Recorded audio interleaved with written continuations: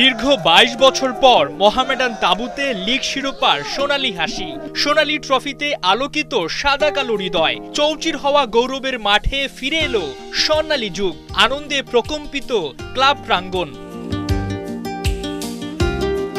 Relegation খেলার বাজে অভিজ্ঞতা থেকে শিরোপার স্বাদ, পাখির মতো নিজ ডানায় আগলে না রাখলে হয়তো হারিয়ে যেত মোহামেডান। শিরোপা ছোঁয়ার দিনে সেই দুর্দিনের কথা স্মরণ করতে ভোলেননি ক্লাবটির ফুটবল কমিটির চেয়ারম্যান ইঞ্জিনিয়ার গোলাম মোহাম্মদ আলমগীর। আমরা অনেক সময় এখানে পয়সা দিতে পারছি না, কিন্তু আমি নিজের থেকে ফিল করেছি, কেউ আমাকে বলতে সাহস পানি আলমগীর আপনি কিছু বলে যান।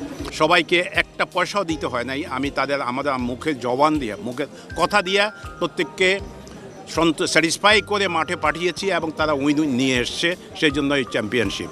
ফেডারেশন কাপের পর প্রিমিয়ার লিগ শিরোপা, সাদা কালো ড্রেরায় প্রাণের সঞ্চার। এ অর্জনে যেমন পেছনের কারিগর হিসেবে কাজ করেছে ইঞ্জিনিয়ার গোলাম মোহাম্মদ আলমগীরের মেধা শ্রম, তেমনি এই কৃতিত্বে জুড়ে আছে সাদা কালো সমর্থকদেরও বড় অবদান।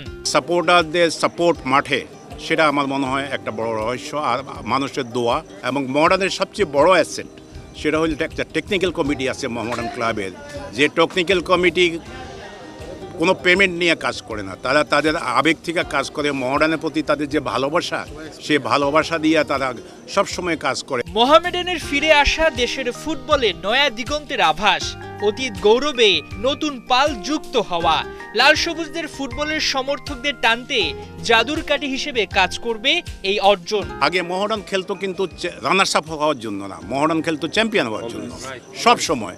সেই জিনিস এসে গেছে এবং আমি বিশ্বাস করি সেটা কন্টিনিউ হবে, সেটা ধারাবাহিকতা থাকবে।